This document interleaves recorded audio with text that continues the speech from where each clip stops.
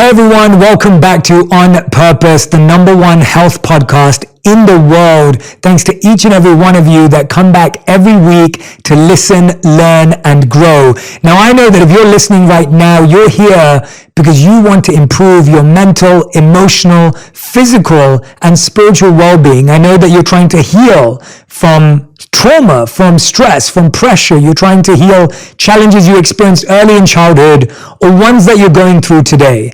And it's my job and it's my duty and it's my honor and joy to introduce you to incredible people that I believe have answers, have insights, have helpful approaches to navigating the challenges we all experience. And today's guest is someone I have been so excited to speak to for a long time on Purpose. I hope this is not just his only time on the show. I hope this starts to become a regular guest on the show. I'm talking about none other than Dr. Gabor Mate, who's a celebrated speaker and best-selling author. He's highly sought after for his expertise on a range of topics such as addiction, stress, and childhood development. Dr. Mate has written several best-selling books, including the award-winning In the Realm of Hungry Ghosts, Close Encounters with Addiction, When the Body Says No, The Cost of Hidden Stress, and Scattered Minds, The Origins and Healing of Attention Deficit Disorder. Now, today we're talking about his new book called The Myth of Normal, Trauma, Illness, and Healing in a Toxic Culture. And we have the link to this in the notes. I want you to go and order this book right now. It is going to blow your mind. The insights of this individual about what we're going through as a culture and a society are going to be really powerful. So the book is called The Myth of Normal, Trauma, Illness, and Healing in a Toxic Culture. Please welcome to the show, Dr. Gabor Mate. Thank you so much for being here. Well, it's such a pleasure to be here. Thank you. I love sitting down with people who are deeply immersed and obsessed with ideas and observing human behavior. I admire obsession deeply and admiration deeply, and I admire the ability to sit with something for a long enough time. But I want to start off broad and I want to move in deeper. And I think this is a question that me and my friends often talk about. I think we hear the word trauma more often these days. Yes. It's thrown around sometimes. Sometimes it's used effectively. Sometimes it's used in conversation around things that some people would perceive as small and insignificant. Sometimes it's used to describe life-defining things. In your words, how would you describe trauma? And why is it so misunderstood, even though it's so widespread? It's a deep question because, on the one hand, trauma is sometimes used somewhat loosely and promiscuously to refer to things that are not traumatic. So people will have a difficult experience and say, I was traumatized. No, they weren't. They just had a difficult experience. And as one of my colleagues points out, all trauma is stressful, but not every stress is traumatic. So sometimes people use the word to refer to difficult experiences, which is not the same as being traumatized. And on the other hand, where it really matters, which is in the area of health that you and I are both concerned in, whether it's physical or mental health, trauma is not understood nearly enough or used nearly enough. So that, to my mind, a lot of conditions of mind and body are actually very much trauma-related without the healing profession, particularly the medical profession, actually recognizing it. So trauma then it comes from the Greek word for wounding. Trauma is a wound. It's a psychic wound that leaves a scar, it leaves an imprint in your nervous system, in your body, in your psyche, and then shows up in multiple ways that are not helpful to you later on. So in its basic sense, trauma is a psychic wound. And if you look at the nature of a wound, on the one hand, if it's raw and open, it really hurts. So when somebody touches that wound that you sustained a long time ago, but it hasn't healed yet, you'll react like you're just being tormented all over again. This happens in relationships all the time. On the other hand, wounds scar over, and the scar tissue has certain features. It's very hard, it's rigid, so it's not flexible, so people tend to be rigid when they're traumatized. It also doesn't grow. So trauma very often stops emotional growth and development. So on the one hand, it's very raw and painful. On the other hand, it's even lacks sensation because scar tissue doesn't have nerve endings in it. The trauma then, just to finish, is not what happened to you. So trauma is not the difficult incidents, like trauma is not the war. It's not the, in my case, the Second World War when I was born, or what happened to me. Trauma is not the abuse that people experience. Trauma is not the pain that they felt. Trauma is the wound that they sustained as a result. So the trauma wasn't, for example, the sexual abuse. Trauma was the wound that the person sustained as a result of having been abused. That's the good news, Jay, because if trauma is the wound that we sustained, it can be healed at any time. If trauma is what happened to me 75 years ago or 78 years ago, it happened. It never not will have happened. You know, the partition of India wounded a lot of people, but it never not have happened. But if the wound is what happened to people inside as a result, that can be healed. That's probably the best differentiator that I've heard. And you're right, it is good news because it means we can heal it. Exactly. What do you think are the biggest, going the opposite way, we're talking about a wound, and I want to come back to that, but going the opposite way, how would you then define healing? Because that's another word, like trauma, that is also just everywhere now, right? Self-healing, healing from this, healing from that. I think healing is such a interesting concept in and of itself, which again is rarely defined or made clear to us. And from your studies, I would love to hear your thoughts in the same way as you did for trauma. What is healing? Sure. So you mentioned to me that you spent some time in my homeland of Hungary, where I was born. And the Hungarian word for health actually begins with the word for wholeness. So health literally means wholeness. And the English word for healing and health also come from an Anglo-Saxon origin, meaning wholeness. So for some reason, languages internationally have intuited the sense of healing, which is a sense of completion and wholeness.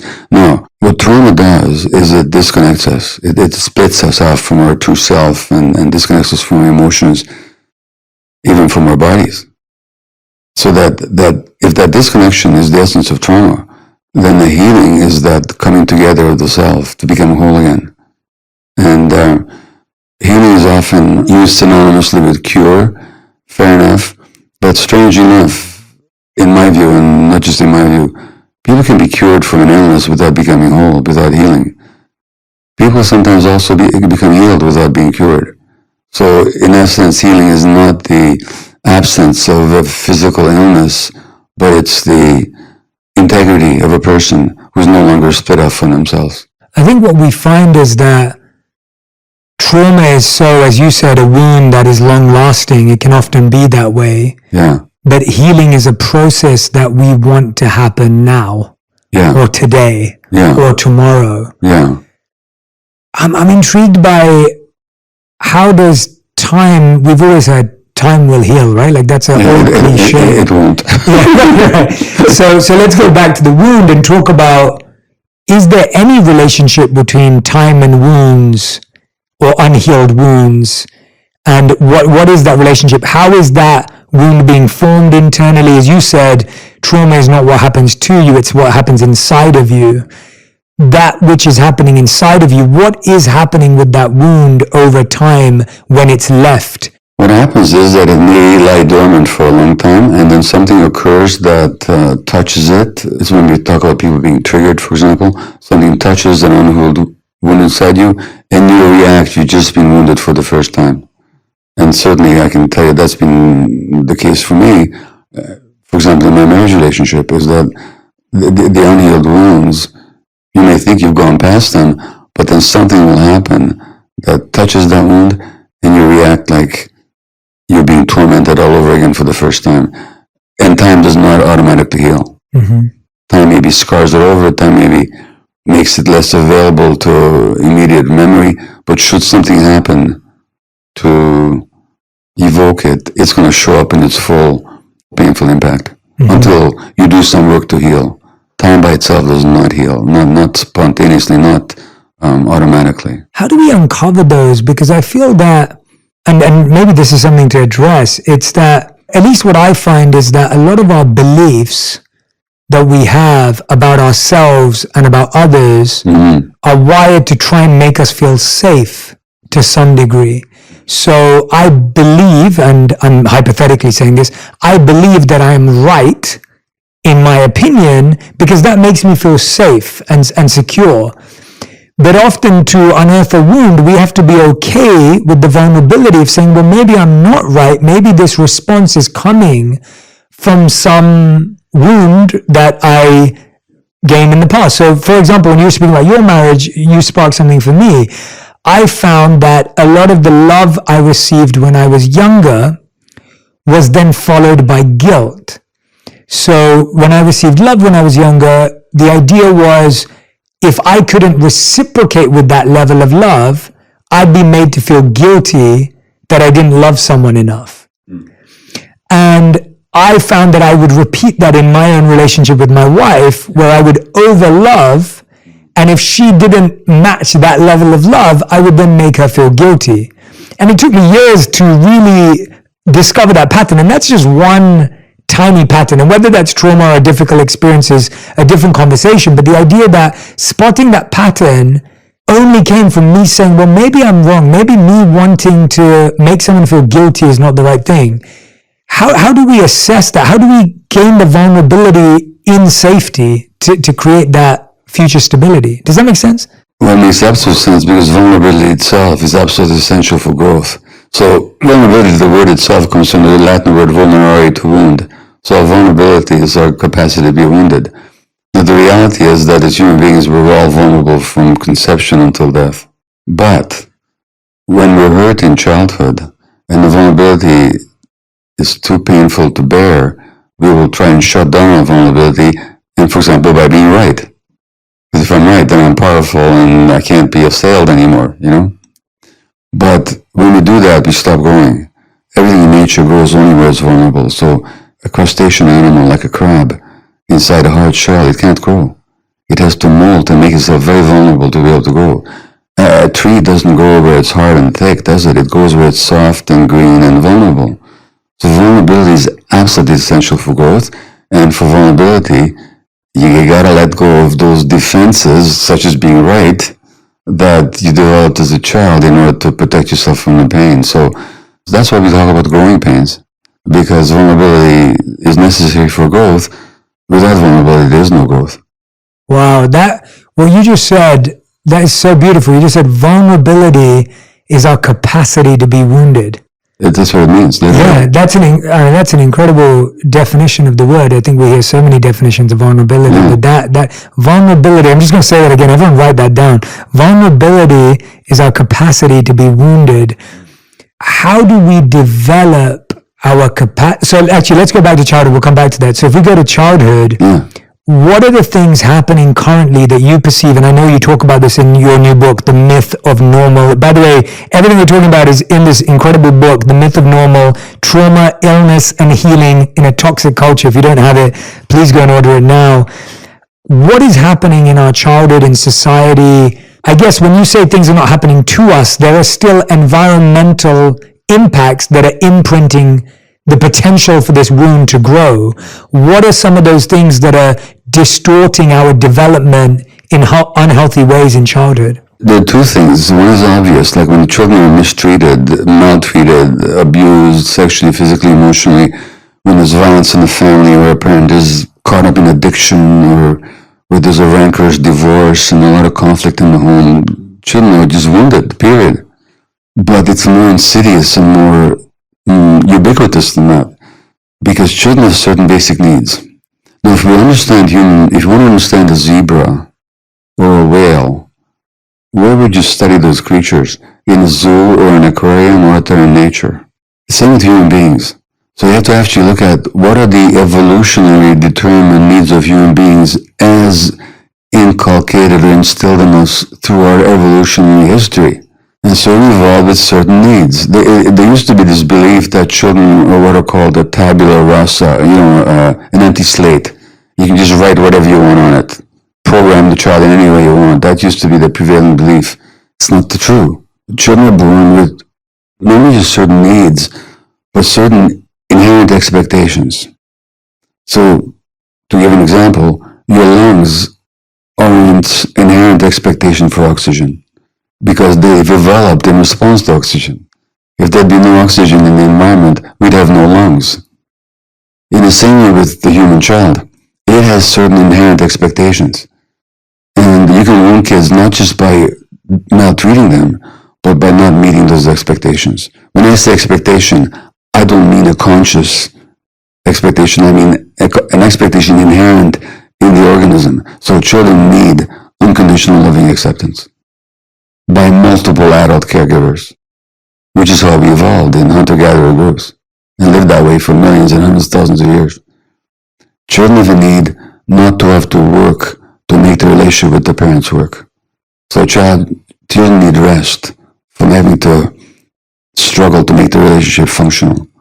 So they don't have to be pretty or cute or compliant or clever or successful or any of that stuff. They just need to be, and they don't have to work at getting the parents to accept them. That's an essential need of the child. When I say essential, I mean if it's not met, that'll distort child development. The third need is really crucial, and in our society it's hardly ever met, which is the child needs the freedom to experience all the emotions that nature has endowed her or him with. So we have certain brain circuits for anger, for love, for play, for lust, for seeking, curiosity. All these circuits are there for a reason. We share them with other animals. We share them with bear cubs and puppies and little whales, elephant. They need to develop because they're there for a reason. Evolution gave it to us. In our society, parents are often advised and taught to suppress certain emotional experiences on the part of the child. That's a wound to the child, which distorts their development and has significant implications for health later on. The fourth essential need is free play out in nature. Free play, spontaneous, creative, imaginative play. But that's essential for healthy brain development. We share that with other animals. Baby elephants play, bear cubs play, puppies play, lion cubs play. Crucial for brain development. We know that now. In our society, we put cognitive development way ahead of play, and we deprive our children of play by giving them gadgets, which deprives them of imagination. So we're actually undermining their brain development and their healthy unfolding as human beings. So children can be wounded, not just by bad things happening to them, but by their needs not being met. And in our society, when you ask about the environmental conditions that undermine health and child development, these environmental conditions in our society are inimical to healthy human unfoldment. No wonder we have so many children in trouble with anxiety and ADHD and depression, and the rate of childhood suicide is going up, and the number of kids being medicated with heavy-duty medications, multiplicity of medications is going up. Why? Because the conditions for healthy development are less and less available to them, not because parents don't love their kids, not because they're not trying to do their best, but because of the conditions under which parenting takes place in this society. Yeah, just to share some of those stats that are in the book that Dr. Mattei is referring to, we have in 2019 more than 50 million Americans, over 20% of the US adults suffered an episode of mental illness. Rates of obesity, along with the multiple health risks it possesses, are going up in many countries, including Canada, Australia, and notably the United States, where over 30% of the adult population reached the criteria. And then this part, millions of North American children and youths are being medicated with stimulants, antidepressants, and even antipsychotic drugs whose long-term effects on the developing brain are yet to be established. So, you share all these insights and research and work. What I'm interested by is, let's say a child today is raised in that way. I find it fascinating that if you then migrate that child into the real world, and for everyone who's listening, I'm doing my quotation marks, like real world, they walk into this conditioned world that we currently have. If we almost raised a village of children in a, I don't know what the right word is, but I guess in a more natural way, but then they evolved and had to get a job and work in the world, how would they function? What would be your take on how they would do? Is there any research on that? Or what would be your thoughts about how they would deal with the then capitalist society that is drilled around results and performance and being beautiful or smart or cute? How would they react to that? That question actually has been studied to some degree, and they would not automatically buy into the values. So they may need to get a job, but they wouldn't identify themselves with the job, and they wouldn't judge themselves based on the external values of success. They will also enter the world with a sense of purpose. And I know purpose is very important to you. So a sense of purpose can only arise from us if we're in touch with our real selves. So they would be in the world, but they wouldn't be of the world in a sense. They wouldn't identify themselves with the values that society would push on them. So I think they would struggle, but they would do reasonably well, and they'd hold on to themselves in the process. They wouldn't live a life that's based on what do other people think about me? Am I pretty enough? Do they find me attractive? Have I collected enough goods and objects to make me feel okay about myself? They wouldn't buy into all that. And to the extent that this has been studied, and it has been, those people that can be in this society without buying into its values tend to be healthier and more grounded emotionally. The reason why I love hearing that is because it's the first time I've connected these ideas together. That when I was born and raised in London, I was born and raised with all the usual pursuits. I have a good education, a good home, a good financial situation, etc. Those were the ways I was raised, and success was a big part of my culture. Yeah. And I chased the validation of my family and the external surroundings and my community and what my aunts and uncles thought of me. And when that validation was dissatisfying or didn't feel like it was actually coming my way, and when I was finally introduced to the monks at 18, I then sought the validation of the monks, only for them to teach me that the issue wasn't who you seek validation from, the issue was seeking validation in the first place. In the first place.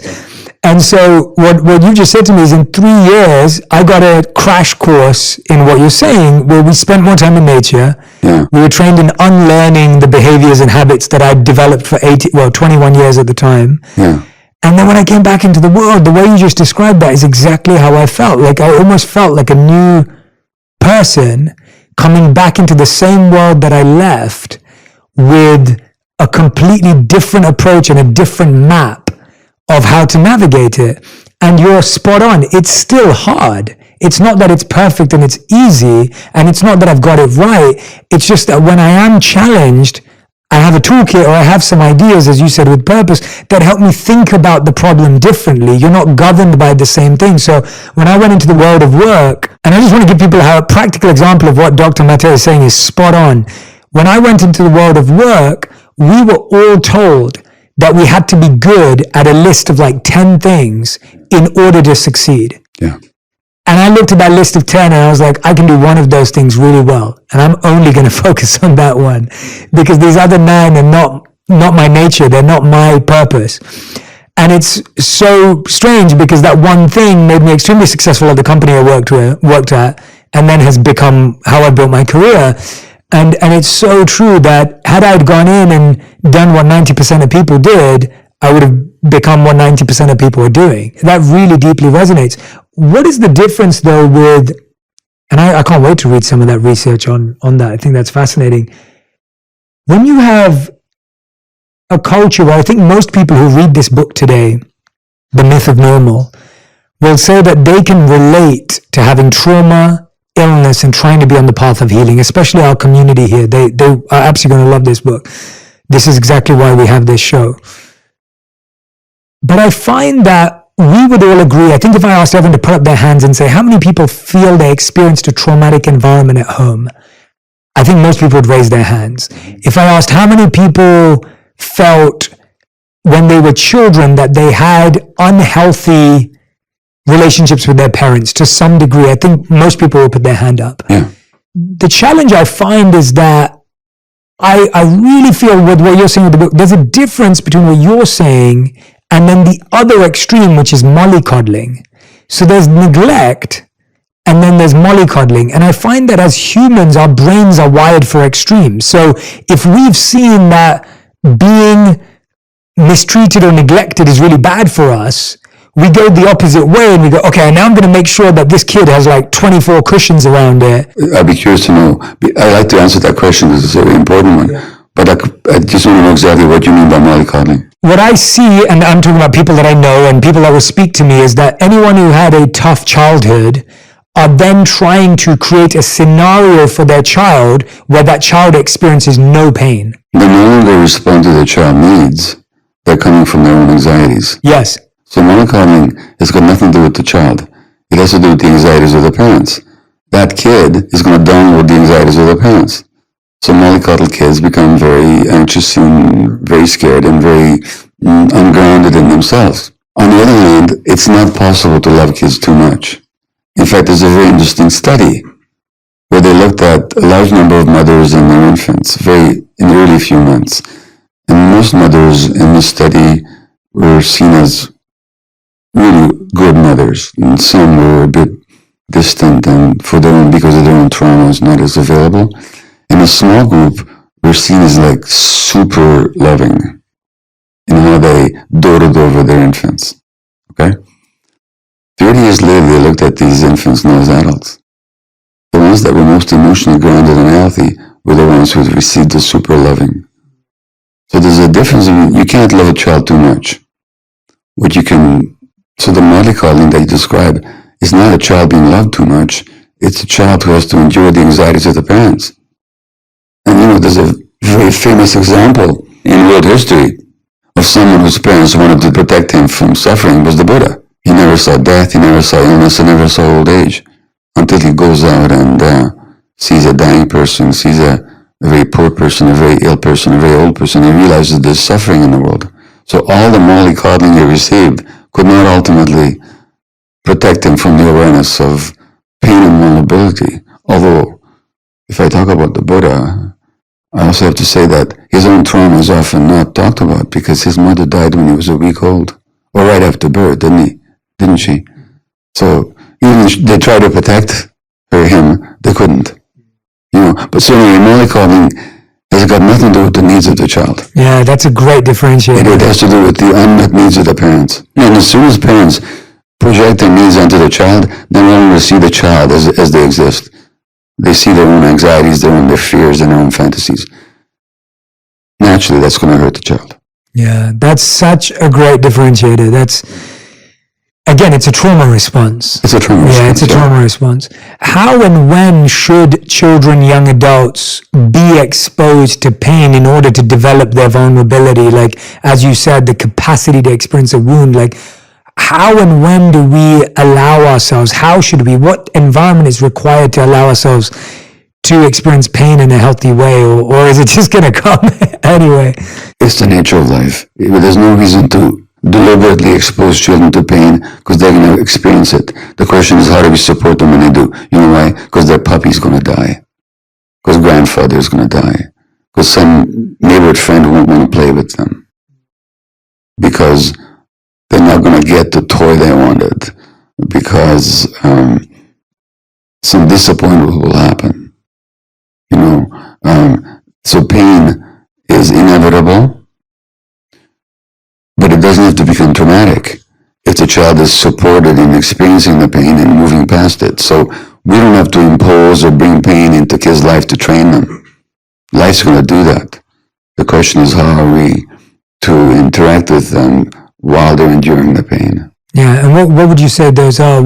Obviously, there's the love part, which you spoke about, but when a child is going through something like that, so let's talk about loss, because I think that's a big one, right? Like whether it's losing a parent or losing a puppy, as you said, or even if it's not losing a parent to death, it's losing a parent to a divorce. It's, for example, correct, yeah. So grief and loss doesn't have to be end of life. It can be everything. Exactly. Or a loss of a country. What are the steps that someone should take in order to help guide through anyone through loss, not just a child? Well, interestingly enough, when I spoke about these brain circuits that we share with our animals for play and for loving and seeking, we also have a brain circuit for panic and grief. Why do we have that? Because life brings loss. And so grief is essential for life, because grief is coming to terms with the fact that something is gone and is not going to come back. So when a child experiences grief, And you know, I said that the need of the child is to be able to experience all the emotions. They need to be able to experience the grief as well. And it doesn't matter whether from adult eyes we see that loss as major or minor. It's a question of how is the child experiencing it. And for a small child, even what looks like small losses can be very painful. Well, then we don't make the child wrong for it. We don't say, get over it, there's nothing wrong. Think of all the other children who are suffering. All that kind of relativistic, shaming stuff. You say, oh, it really hurts, doesn't it? You really wish Grandpa would be here with you. You really wish Mom and Dad weren't leaving each other. It hurts. In other words, you just validate their emotions. By doing so, you help them accept the loss, and you help them move through, and you help them learn that they can endure difficult emotions without having to falling to pieces. So we have a circuitry for grief in our brain, for grief in our brains. It needs to be allowed to do its work. I find that a lot of us today are reflecting on that inner child, right? Like that language is, again, more widespread today, or is growing. The idea of like, oh, we have this inner child who has this wound or this trauma. What do you find is the difference between analyzing and overanalyzing, or thinking and overthinking these experiences? And how would you define the difference? Because and I'm being very honest and vulnerable because it's the only way to have this conversation. Really, like, I often think about events in my life that happened that would be considered generally as either difficult experiences or as traumatic, right? They could be seen as either or. There are some of them that I've worked through myself, or with people that I trust, or with guides, and obviously through my monk life. There were things that I looked at and worked on. There are certain things that I don't feel a need, like I don't feel a desire to dive into. The question I'm asking is, should I dive into them, or is that considered overanalyzing and overthinking?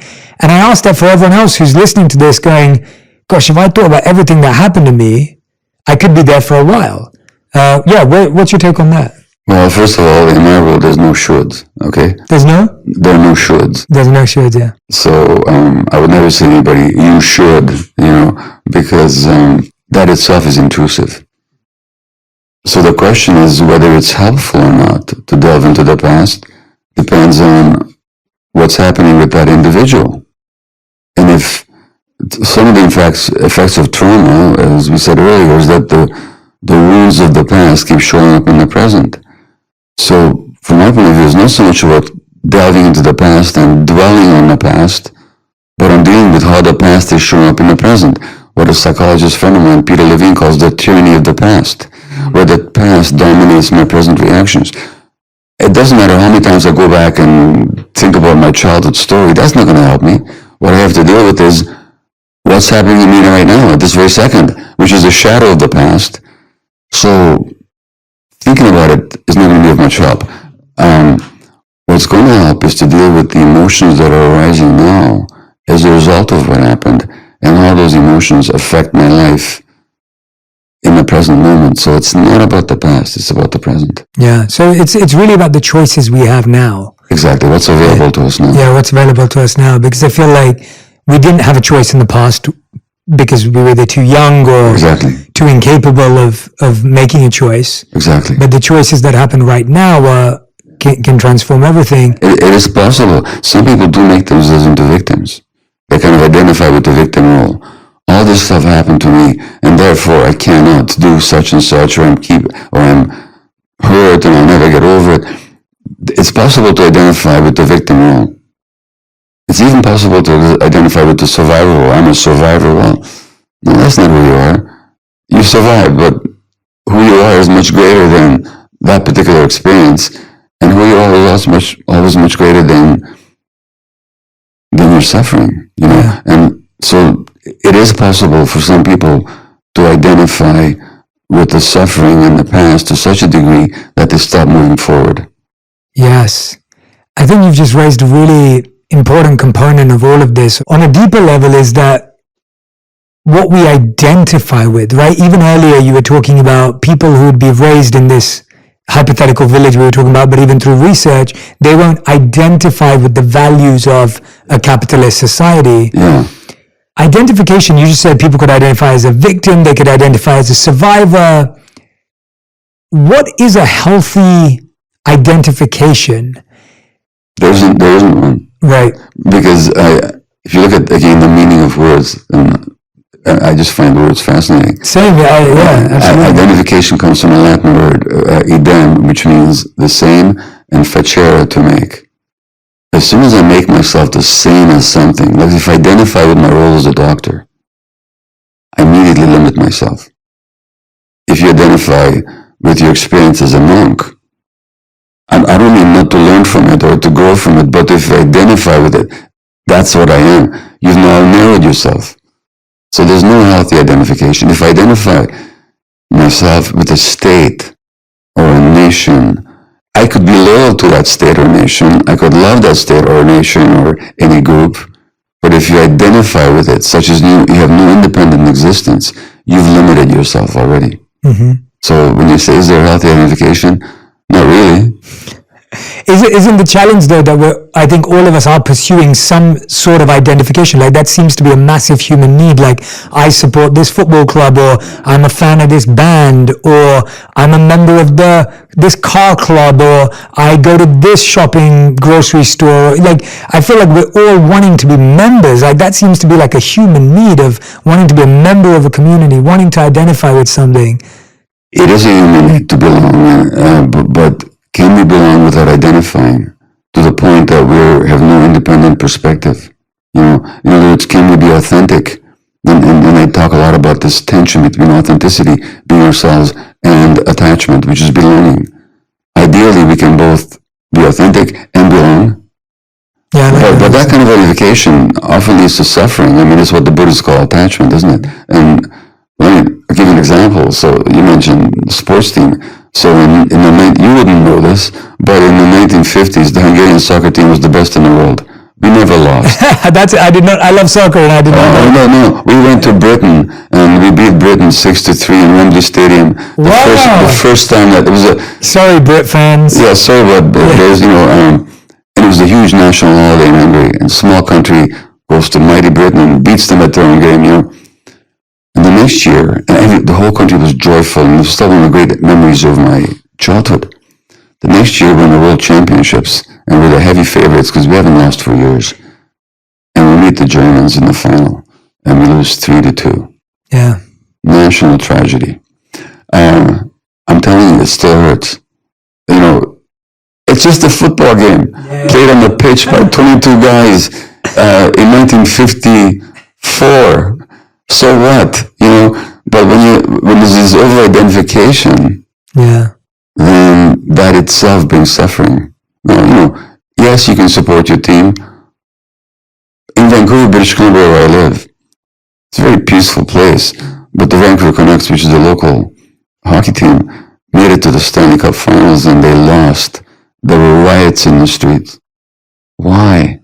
Because people had over-identified. You can enjoy the team and be a sports fan, but the identification that your joy or satisfaction depends on whether your team loses or wins, well, why? It doesn't matter. Yeah. I love that answer for many reasons, because I've had to go through the grief of letting go of past selves, adopting new selves, and then having to realize that none of those were me as my identification. So as you rightly said, when I took off the garbs of a monk, when I took off my robes, it was really tough because there was a part of my identity, especially at a young age, that was attached even to the outer covering. And I had to realize that I had to extract the inner beliefs and leave the outer covering behind, and the outer name and what that meant. And even in my career today, like I've had to let go, and even now I don't even know how to identify in one sense. Whenever, I'm sure you feel this to some degree in your work as well. It's like whenever they say like, oh, when you're on TV and they want to put like your title, and they'll be like, Joe, what's your title? I'm like, I'm more defined by my purpose than my profession. Like, what I do for people and the service I want to offer in the world is far more important to me than author or podcaster or former monk, or like those things don't really define me. Well, I get that totally. What I'm thinking about is you telling me we left those monk's robes. We talked about the crab, didn't we? With the hard shell. To grow, you have to let go of the shell at some point. So each of those moltings represent the point of growth, but at the time it's difficult. So when I left family practice to go and work with a highly addicted population in Vancouver, and it was a loss of identity for a while. I was a bit disoriented for a few days because all these people, these families that had relied on me to be the kind of the linchpin of their health, and all these people that had come to me and trust me, and who I would see in the office, and all of a sudden I left that. Now who am I all of a sudden? So I totally understand that. Now, the reality is that I'm so grateful that I did. What then I got to experience in the next realm of work helped to further define my purpose in life and taught me so much about myself and human beings. But at the time, it was difficult. Letting go of that identification was difficult. And there was really that sense of, well, if I'm not that, then what am I? This is what happens when we identify with roles. Yeah, if anyone's listening and wants to go at figuring out what your subconscious answer is, ask one of your friends, ask them and then get them to ask you, who are you? Yeah. And your answer to that question, 99% of the time when you ask someone, who are you? They'll say, I'm a lawyer, I'm an accountant, I'm a Brit, I'm an American, always the answer is on such a material level. Well, as one spiritual teacher said, I think, unless I'm making this up, but I think they said that the problem is not knowing who you are. The problem is thinking that you know who you are. Yeah. It's incredible, isn't it, that the things that are true safety feel unsafe to the mind. Yeah. And I'm intrigued by that because you've studied the mind, you've studied addiction, you've studied healing, you've studied trauma. Why is it that we seek certainty and stability when you earlier also said that the only time we experience growth is the opposite, when we're vulnerable? Why is it that we're so addicted to things staying the same or things not changing? Like that seems to be a core human addiction. Well, a therapist once said to me that it has to do with the nature of the mind that you're referring to. A therapist once said to me that if your parents didn't know how to hold you, you develop the mind you hold yourself with. So you find safety in this mind that you created. And so the human mind, the ordinary egoic human mind, is basically a defensive structure. It's, in significant ways, it's a response to pain. That's not all it is, but in significant ways, it's a response to pain. It's afraid of pain, and it's designed to keep you from experiencing pain. So it's worried, and it's anxious, and it's defensive. So when it comes to change and vulnerability, the mind wants to defend against it. And so it comes out of fear, which comes out of childhood experience, where the pain that you had wasn't held. And therefore you develop these mind structures to keep you from experiencing it. And I mean, one of them clearly is addiction. And, Keith Richards, the world's most famous former heroin addict, the Rolling Stone guitarist, said about addiction, for example, his heroin use, that the contortions you go through just not to be yourself for a few hours. Now, why would somebody not want to be themselves? Because it hurts so much at some point to be yourself. And then the mind comes in and tries to protect you from that pain of being yourself, with its ideas and its beliefs and its certainties and its endless desires and its artificial needs. And it's afraid to let go. Because if I let go, I'll be a helpless child again. So the mind largely is a defensive structure. And then often we'll react that way.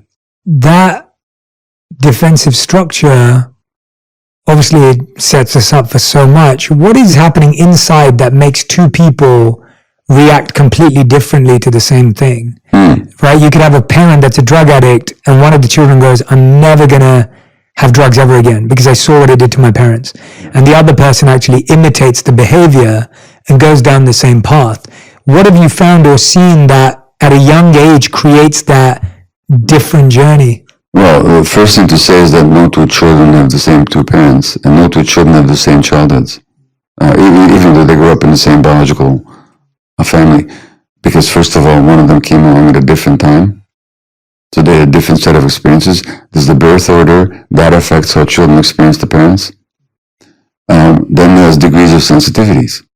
So some people are born more sensitive than others. Sensitive, again, comes from the Latin word sensire, to feel. So the more sensitive we are, and the more we feel, given the right environment, a nourishing, supportive, grounded environment, that sensitive child just becomes an intuitive, a creator, an artist, an actor, a leader.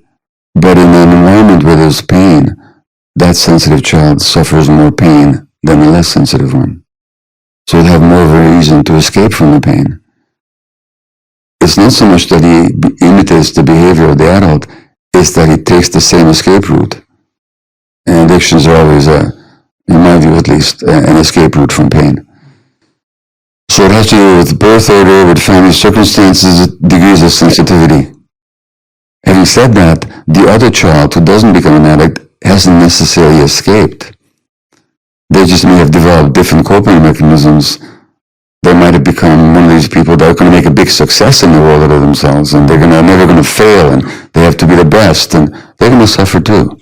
They just might suffer in a different way. That sensitivity you're talking about is probably one of the biggest questions I get asked right now, and I want to ask it to you because I feel your experience could offer some real light on it. I feel people are experiencing so much sensitivity and empathy that they just can't stand the world we live in today. There are people like that. And I hear this again and again, where it's like, whether it's the political climate or the economic climate or their family have addictions or friends, like everything that you talk about in the book.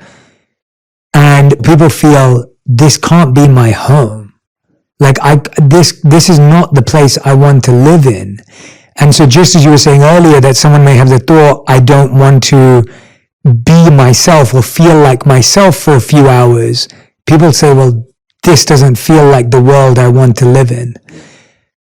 I'm sure you've met many people who've felt that way, seen that way, or maybe even talked that way. Haven't met people, let me tell you something. Or worked with people. I had an experience with ketamine a few years ago. This is a ketamine training for healers, and I was injected with ketamine. It was taking me where it was taking me, and all of a sudden I found myself screaming, I hate the world. That was good that it came out of me. So I totally know what you're talking about. I'm just saying that I personally know what you're talking about. Okay, so here's the thing. I think a lot of that has to do with that, first of all, the world is getting more stressed. It's getting more split. Everybody sees that. It's getting more hostile in a lot of ways. It's getting less welcoming and more dangerous, more alienating. On the one hand, on the other hand, we're more and more alone with it. Isolation and loneliness are rising. So if people experience pain and change and stress or even danger communally, it's bearable. But when we're alone with it, it becomes less and less bearable. And so one of the major factors driving, I think, the sensitivity that you're describing is just how alone people feel, which is not how we're meant to be. So that the capitalist values of aggressive, individualistic, ruthless greed and competition against everybody else, that doesn't reflect human needs or even human nature, not as we evolved. But the more the world gets that way, and the more isolated we become, the more vulnerable we are to be hurt by the world that we live in. And I think that's what people are talking about. Yeah, I think one of the biggest things for me, I was really fortunate that the clients I coach and the people that I work with, I got to experience a lot of individuals who were vulnerable with me, but they experienced being lonely and successful. And lonely success didn't bring happiness. And I know that one thing that me and my wife are always talking about, especially because we're in a country where we don't have any family, we had to start from scratch in our friendship, work, and everything was... I heard you say in a podcast how important family is to your wife, for example. For my wife, it's huge. Like, her personal family is like everything to her. Like, that's her greatest value. But here we had to build our family. Yeah. And I think one of the things we constantly do is we try and make a concerted effort in order to cultivate and curate our community in LA. Mm-hmm. And it's fascinating to me because, again, perception comes in where most people say to me, well, LA is a very shallow place. Like, LA is a very fake place. And also, well, I found some of my best friends here and incredible human beings. how much does that perception of a place or a space or a person actually also make us more lonely?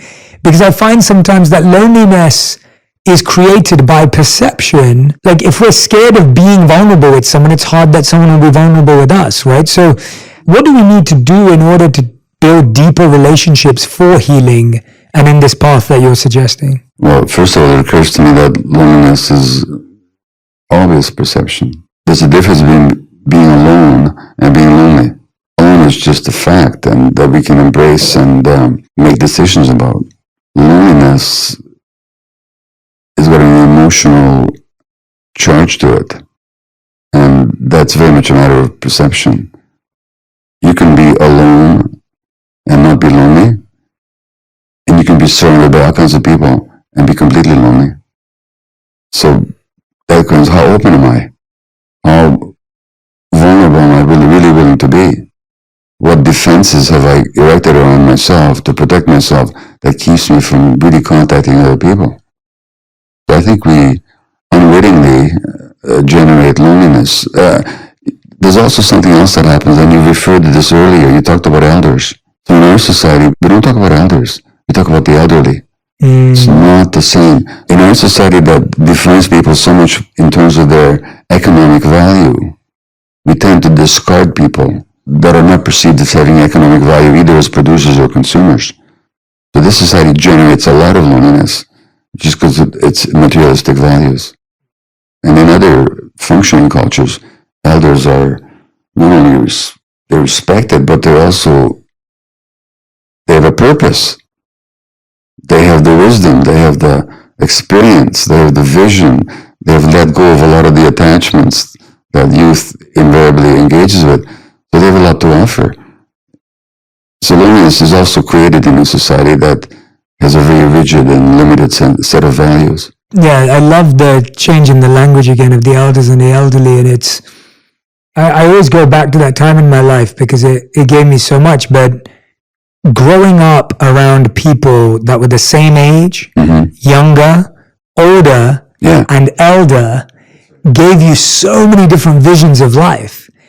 And when I look back at my childhood or my young adulthood, I was constantly surrounded by people that were older than me, younger than me, much older than me and wiser than me. Yeah. And being able to have everyone's vantage point created a beautiful 360-degree picture of life. Yes. But most of today, we're only seeing 1 degree. If you spend time with only people your age, you're getting a very limited viewpoint of life versus if you're spending time with a much wider age range. And you tend to get a much less mature and rounded view of life. One of the books I helped to write, what is called Hold On To Your Kids, why parents need to matter more than peers. And the point made in that book is precisely what you just articulated, which is that for so many people, their world begins and ends with their own age group, which is a developmental disaster.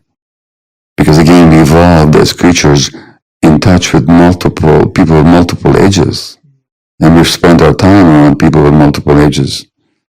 When you isolate people by age, as this culture largely does, I mean, there's subgroups within subgroups within subcultures within subcultures in a society, all based on very shallow identification with age. It just limits our development and limits our possibilities. And with that development, how do you see human nature? Do you see human nature as muddied, trying to become pure, or beginning at pure and then getting muddied and then trying to go back to the pure way? How do you see that? Well, we do happen to have a chapter on human nature in this book, and pondering that same question that you just raised, I more or less come to the conclusion it's not that there's a definable human nature, not that you can say, because I mean, look, Buddha was a human being, Hitler was a human being. One is full of compassion and love and giving, the other is full of greed and aggression and hatred. They're both human beings, so how can you talk about a defined human nature? However, what I think we can say confidently, that there's a certain human potential based on human needs. If those needs are met, development will be healthy and those potentials will be realized. If those needs are frustrated, which there severely were in the case of, say, a Hitler, a terribly abused child, then what you get is the hatred and the rage and the murderous venom that characterize that personality. Now, when you couple that with political power, you see what happens. But that's not human nature. It's just human nature thwarted because the needs of that child were not met in a society that was completely incapable of meeting people's needs. In fact, totally abused them. So human nature to me is not a given. What we have is a human potential based on human needs. So if those needs are satisfied, we can be reasonably confident that people will be connected and generous. Most people want to be kind. I mean, it's interesting in a society when somebody does something selfish or greedy, we say that's just human nature. Do we say that when somebody's kind or generous? Yeah, never. The educator Alfie Cohen points that out. And if you ask most people, when does your body feel more at ease? When do you experience more peace? When you're being kind and generous and giving authentically, not out of a sense of duty, but because that was just the impulse.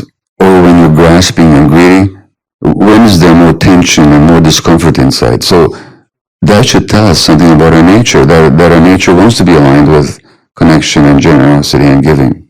Because our bodies will tell us that. That is so true. That is so true. I mean, there is no time in life when you're bitter at someone or angry at someone that makes you feel good inside. Like it does, yeah, gut-wise too. I'm not just meaning in the heart space, but in all areas of your body, the tension, the stress, the holding, the tightening.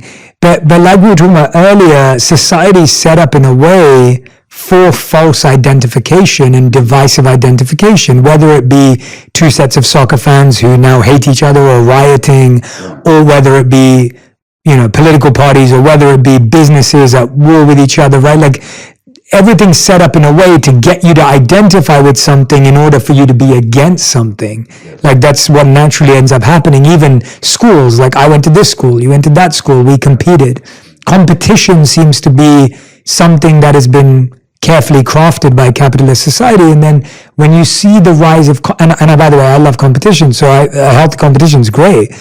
So I'm not talking bad about competition, but it's interesting to see how, again, it's so hard to compete without identifying as that being your worth. Yeah. And that requires so much mental, spiritual strength, in my opinion, to be able to differentiate between identification and attachment. Well, it's really interesting because let's take the example of sports that you just mentioned.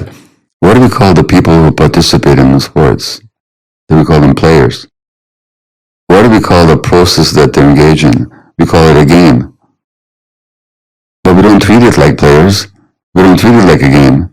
Because real games and real play has no agenda.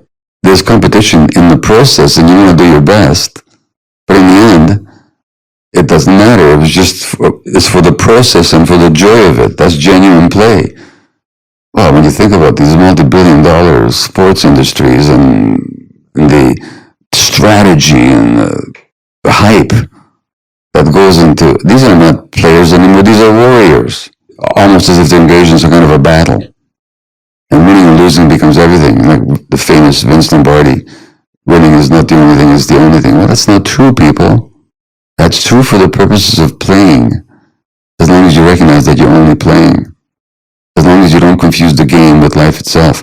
But once it becomes a business and becomes cutthroat, that confusion is really prevalent. And people take it so seriously. So when you think about it, like you have these terrible conflicts in the world, like the war in the Ukraine right now. The average person, how much time are they induced to spend thinking about those large issues? Or say about climate change, that only the blindest of the blind.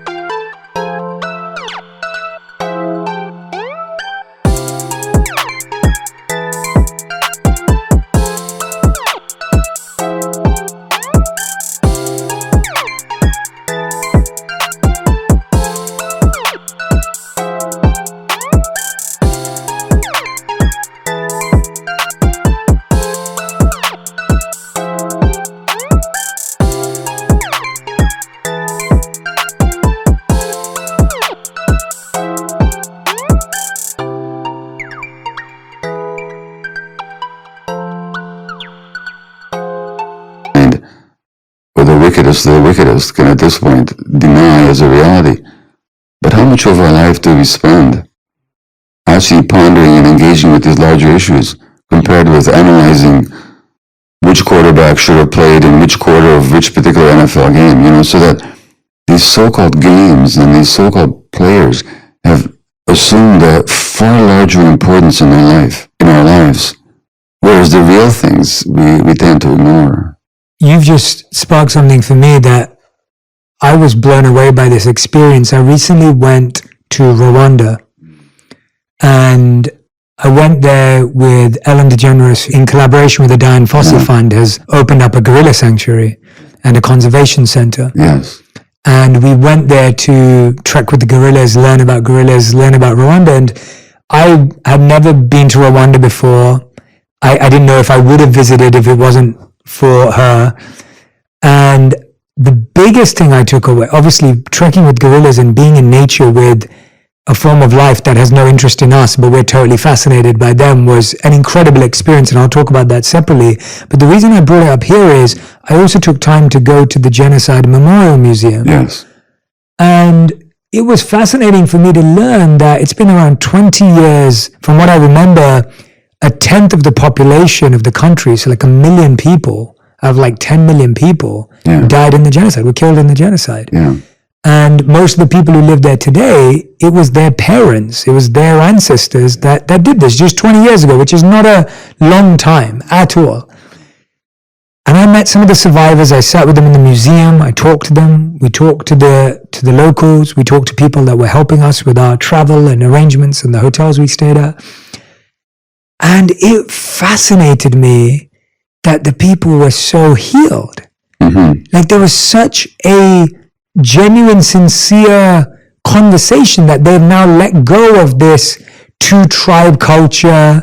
They've let go of the names, the identification, that they're living by a principle they call Ubuntu. I am because you are, I believe, or you are because I am. Like that's, I'll get that right. But Ubuntu is the word that they use. And it was so special. I was totally...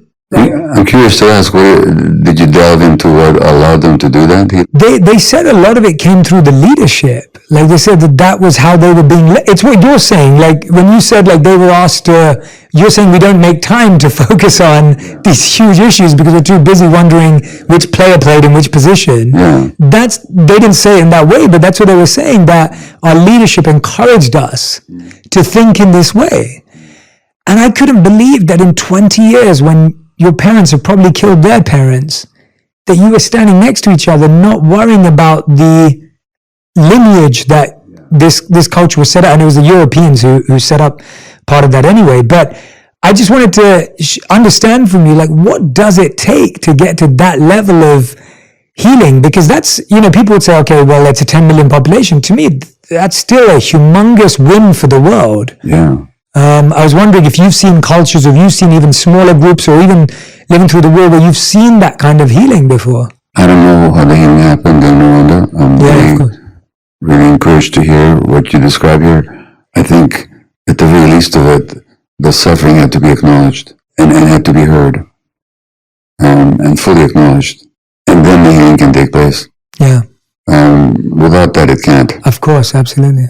Which is why it's so important to understand trauma. The suffering has to be acknowledged. Now, in my country, Canada, like we talked about Rwanda, of course, that tribal hatred didn't just arise up from nowhere, nor is it necessarily in the nature of those people to be like that. A lot of it was the legacy of colonialism that quite deliberately, and you would know something about British colonialism, it quite deliberately set one group against another. The legacy of which was often tremendous struggle and hatred and violence. In Canada, as in the United States, the legacy of colonialism fell more particularly on our indigenous peoples.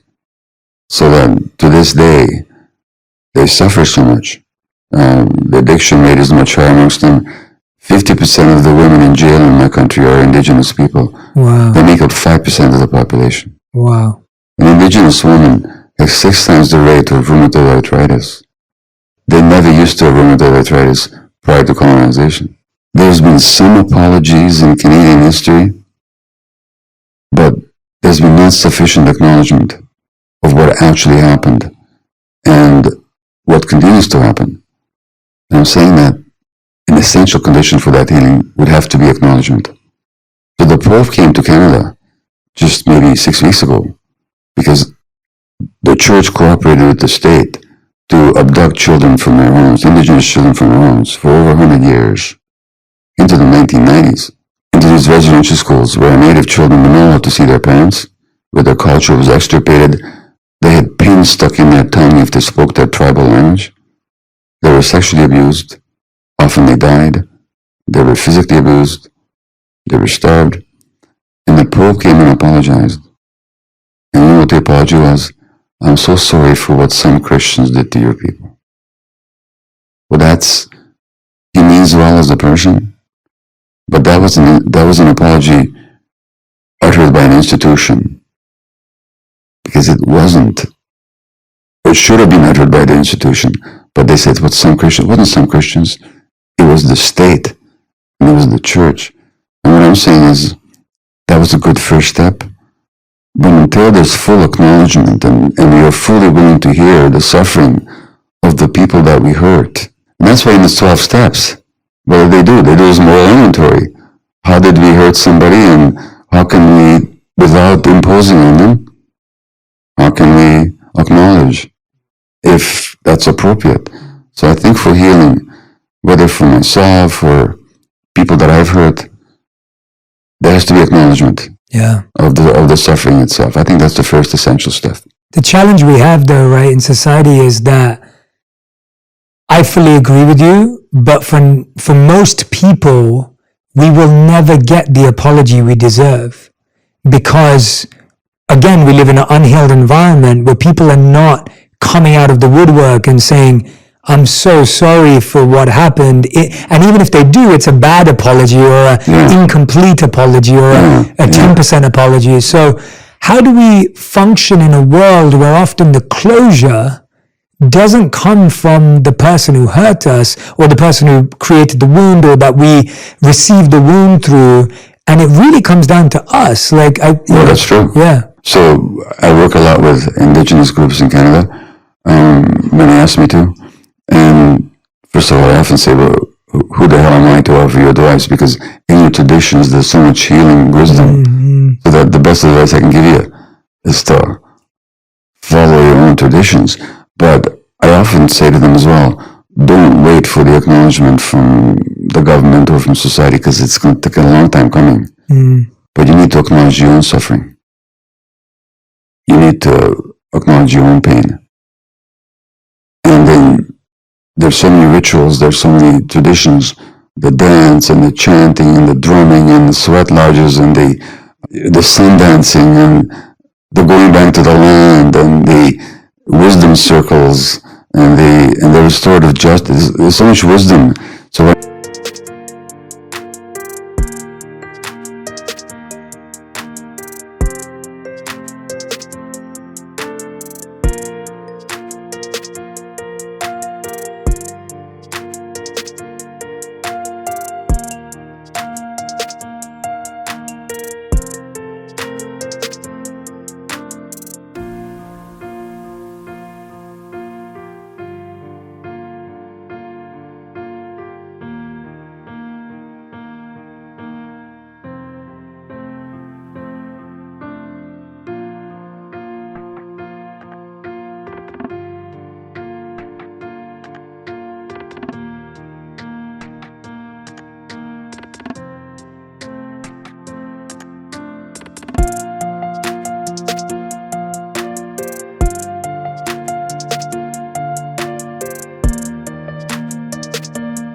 I'm saying to people is acknowledge your own suffering, but to look to the wisdom within, to want to healing. And it's there. That wisdom to heal is inside cultures, inside peoples, and inside individuals as well. So we both have to acknowledge the suffering and not get stuck on it. Yeah.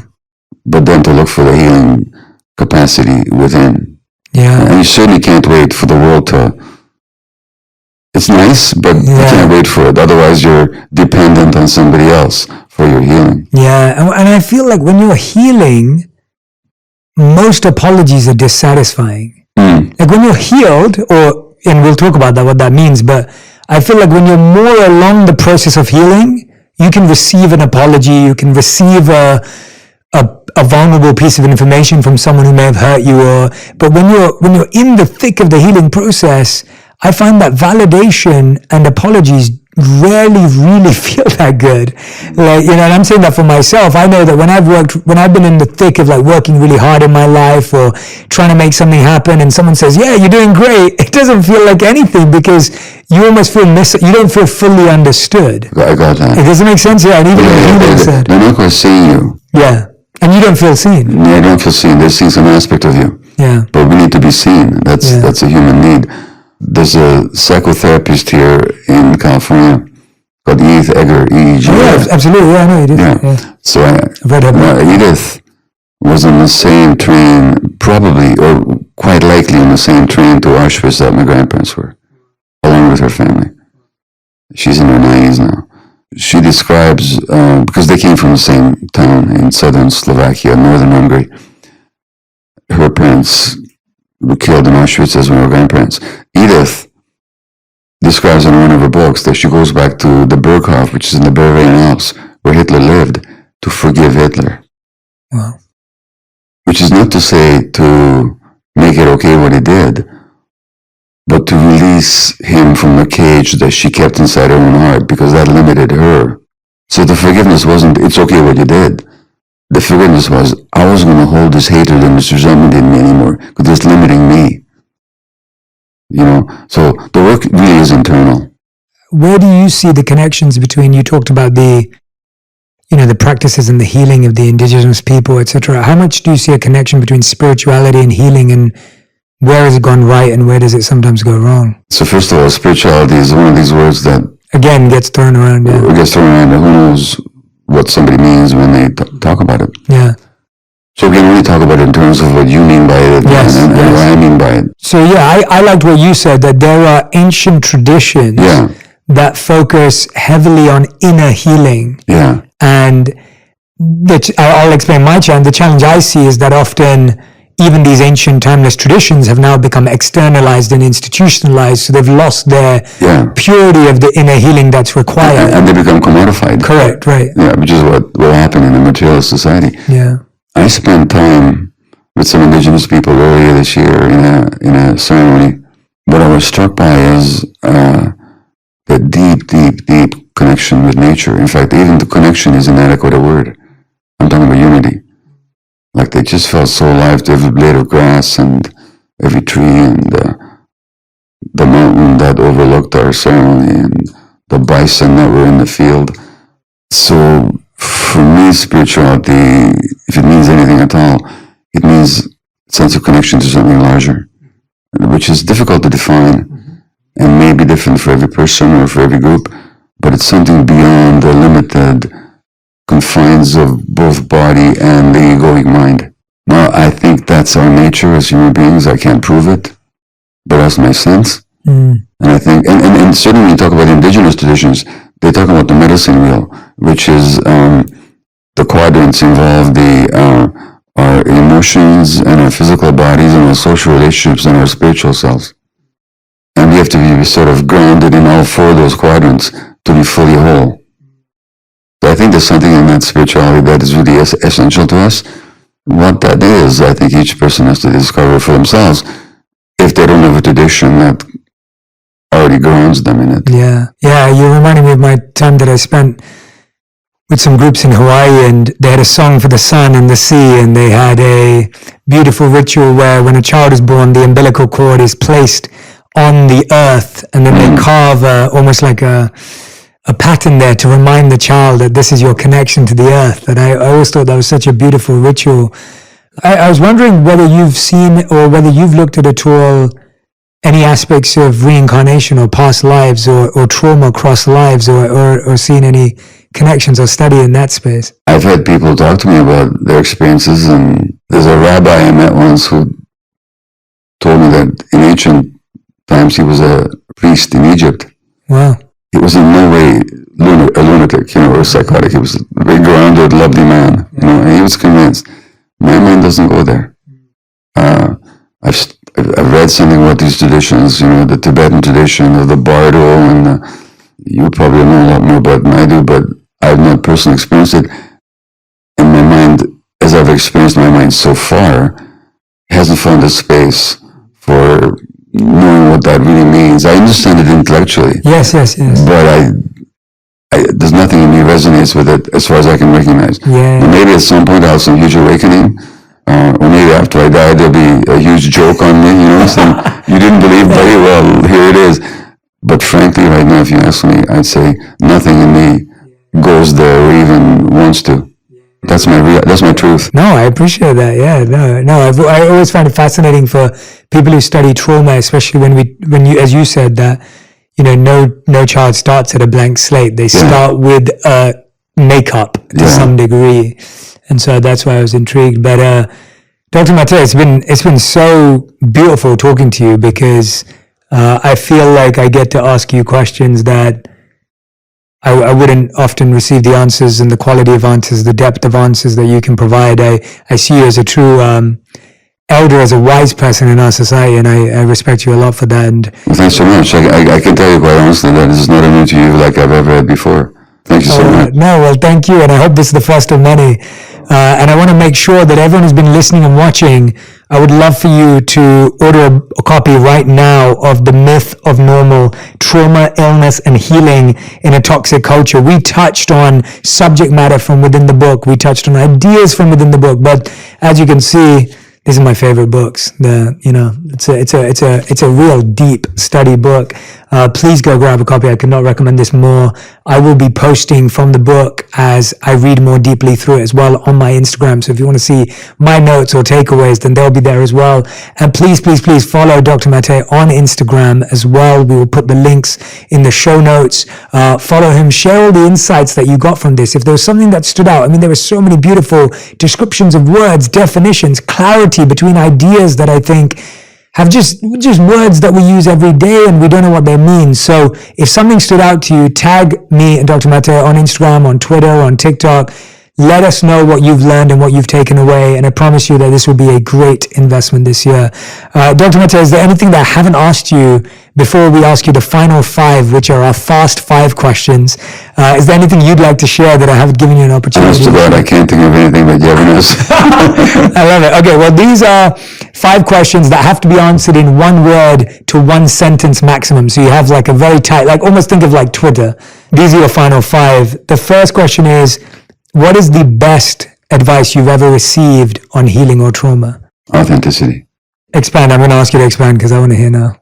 Be yourself. When I was a very confused young man and I was acting out all over the place, I had an aunt who herself was a very traumatized person. She was an Auschwitz survivor, and she came back weighing 80 pounds. She was an ophthalmologist. And she saw me being inauthentic, and she sent me this passage from Hamlet, that famous phrase, "Unto yourself be true, and it follows as night to day, that then thou canst be false to any man." So be true to yourself. Without going into the details, that poor aunt of mine couldn't be true to herself because of the nature of this culture. But that advice has always stayed with me. Yeah. So authenticity has been a major theme in my life. It's amazing. I love that. That's a great answer. Okay. Question number 2. What's the worst advice you've ever heard or received around trauma and healing? Is it okay if nothing comes up for me? Yeah, if you've never heard any bad advice, that's good. What is something that you once valued that you no longer value? This is almost true. What other people think of me. Yeah. I'd be lying if I said, but at the same time, I can do without it. So it's still there, but I'm not attached to it. Yeah. Question number 4. How would you define your current purpose in life? My purpose is that people are free from limitations of culture and also the limitations of their own past and of their own minds, and also free politically. So my purpose is that people are free. It's beautiful. And 5th and final question.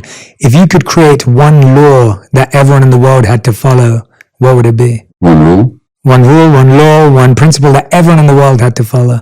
If I was coercing and creating the impression that one had to do anything, that already would defeat its own purpose. Because as soon as somebody has to, it's almost like just lean forward for a minute, would you? Yeah.